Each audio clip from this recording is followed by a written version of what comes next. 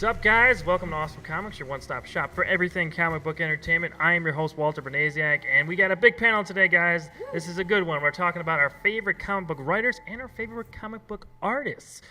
Before we get to the intros of these guys, I want to always remind you to like the Facebook page, facebook.com/awesomecomicshow. New videos every Thursday, so go ahead and like that page.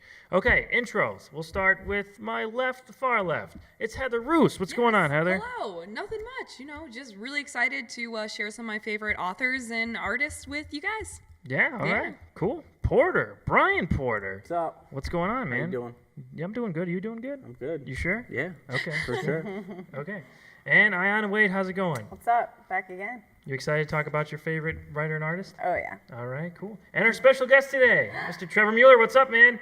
Not much, man. Thanks so much for having me on the show. Really appreciate it. Yeah, okay. Well, we're going to get right into this, folks. Favorite writer we're going to go with first. Let's start with Trevor. Favorite writer, what's up, man? New to the show and also opening us off. Throw you right in there. Throw you right in there. So, as somebody who, most of the people from Channel Awesome probably don't know that outside of Nostalgia Critic stuff, I also write comic books. So I'm going to hopefully bring a unique perspective to the idea here. But so I ended up picking a writer that I really kind of look up to and appreciate and have had the opportunity to work with in a business capacity before, who is Mark Waid. And so Mark is the kind of writer who has, a reverence for a lot of the characters that he works on, an understanding of who these characters are, has the versatility to work with a multitude of different artists, which comic book storytelling is all about, right? The writer and the artist working in conjunction to kind of give this visual narrative, so it makes a lot of sense. So Mark is just this fantastic guy, and one of the nicest people that you'll meet in comics. One of the things too that I really didn't get about Mark until I ended up reading the new Archie run, which, have you guys had a chance to read that at all yet? Yeah, my students enjoy it. So Archie, right? This is a character that's existed longer than I have, and I think it's safe to say that I'm the oldest person sitting at this table. And not a character that gets a lot of press, not a character that has a lot of interest, I feel, from younger readers. And I picked up this new Archie book with him and Fiona Staples kind of on the art duties. Love her work on Saga, right?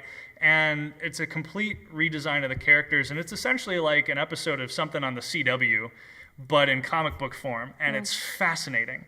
And from the word go, like, it's Archie narrating to you like Zach Morris from Saved by the Bell, and just sitting there just like, time out, let me tell you what's going on here, right? And it's the classic Betty Veronica like fight over Archie, but the twist is that he's already been in a relationship with one of them, and it failed because of something called the lipstick incident, right? And from the word go, you're just intrigued and hooked into this world that he starts to craft in this modern telling of Riverdale. So absolutely fantastic.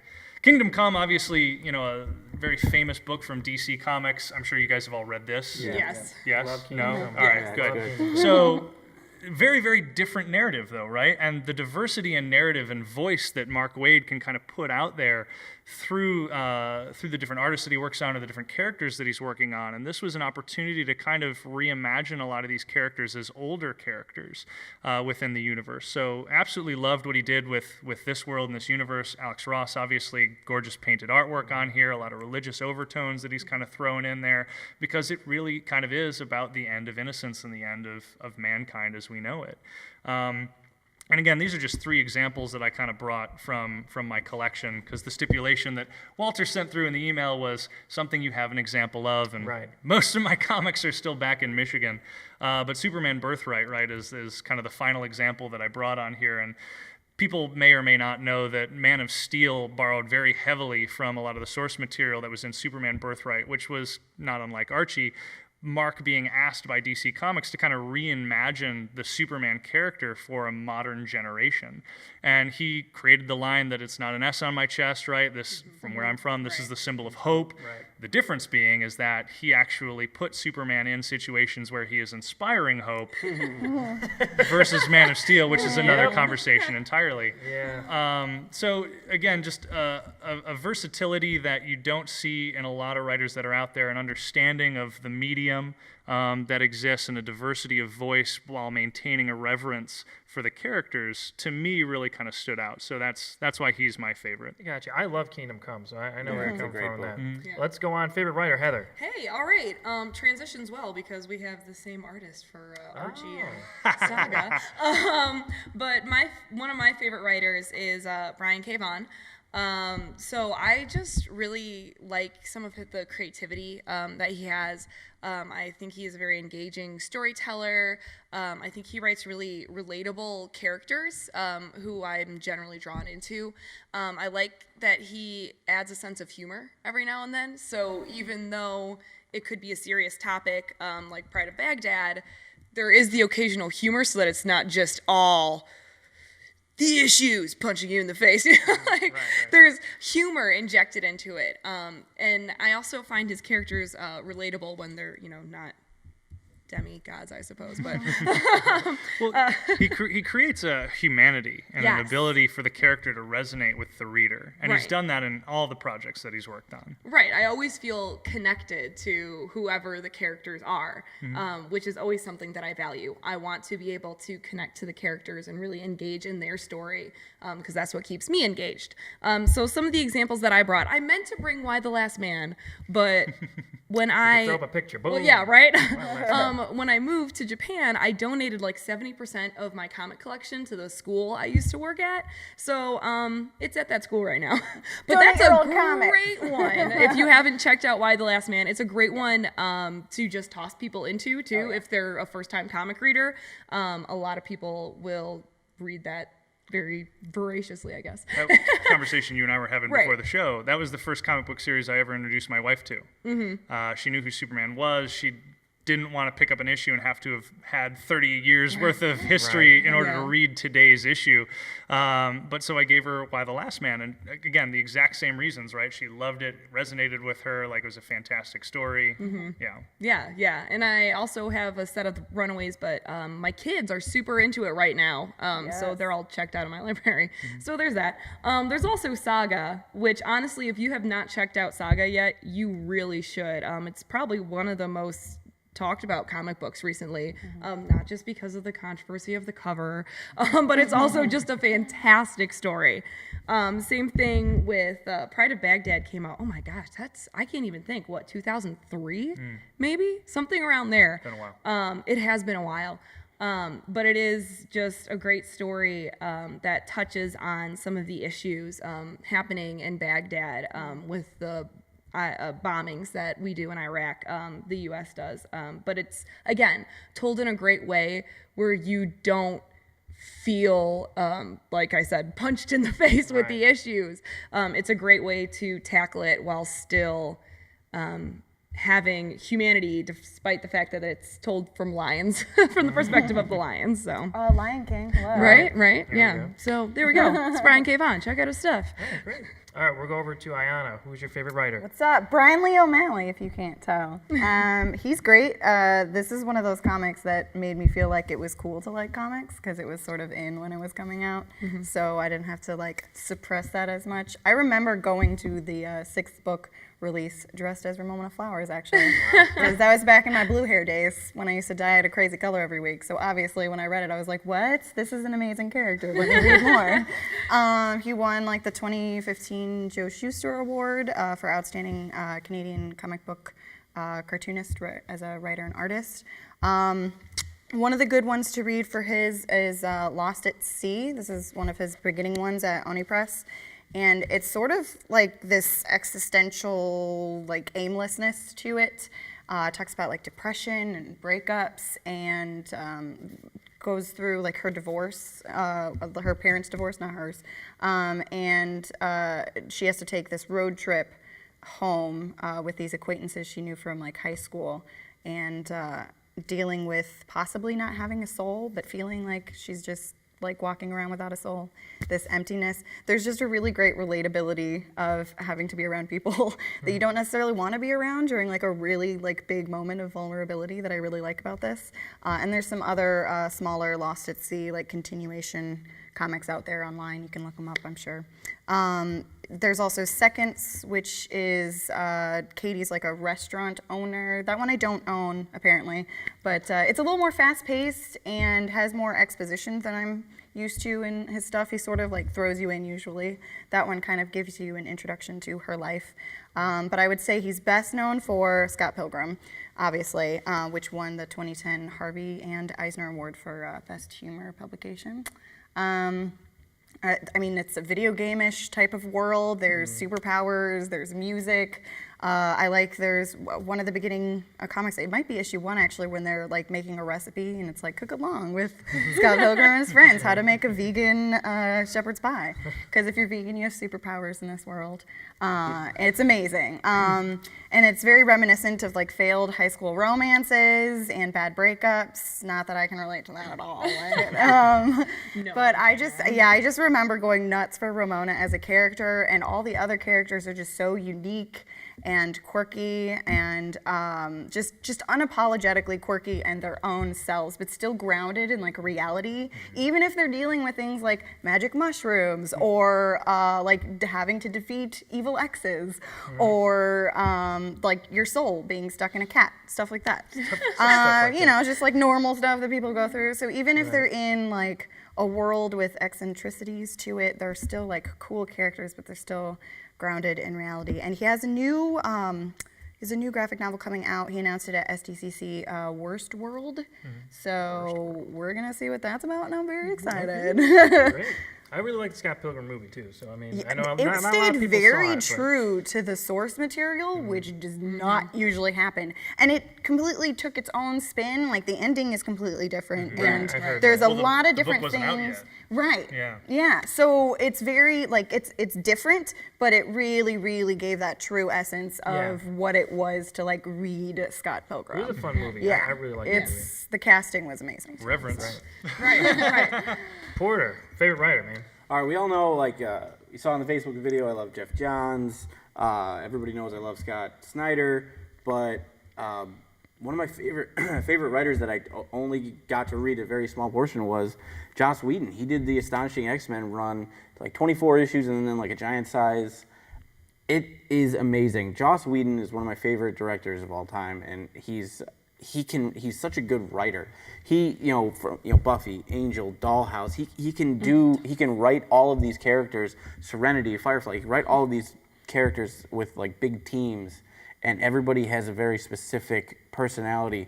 And he doesn't skimp on anybody. Everybody is fully fleshed out, and they've a completely relatable, for the most part, relatable personality. And you can find yourself in something of every one of these characters. And him tackling the X-Men is perfect because of how different these characters are, but they're all, together because they're mutants. And his level of snark and humor is awesome with a lot of these characters, but he can write like big thematic events, and like the main thing in here, especially the first trade, they're talking about a potential mutant cure and how all the mutants deal with that, and that's a big thing. Can I be human? And how they deal with it, and he captures these characters so well, and they can have these big moments, and then he'll just throw in a Joss Whedon line that you just if you didn't know like how much of this like Whedon wrote or whatever, and you hear this line, it's like that's a Joss Whedon line. There it is. But it doesn't take away from the story. It adds a bit of brevity, but it just enhances the story even more and makes it more relatable to the characters. And it's just so good. One of my favorite characters in Astonishing X-Men is actually Kitty Pryde, which almost completely, like, she's like pretty much the center of the story overall.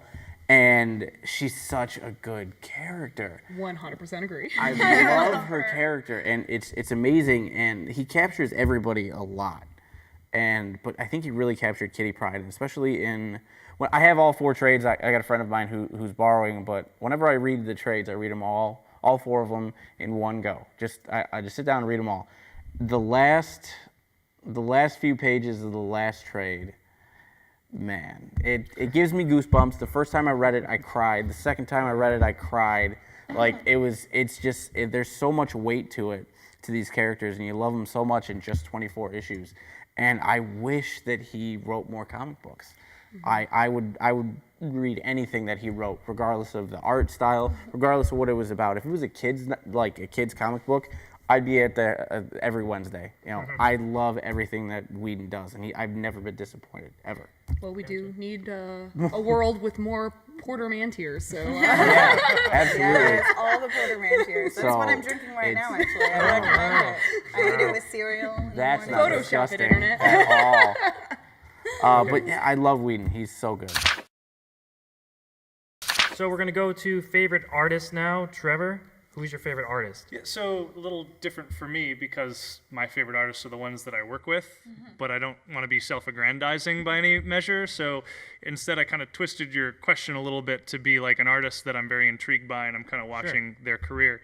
And so for me, that's an artist named Tradd Moore, who fans will probably know more famously from the run that he did on Marvel's Ghost Rider, but I know him from the Luther Strode books that my buddy Justin Jordan writes.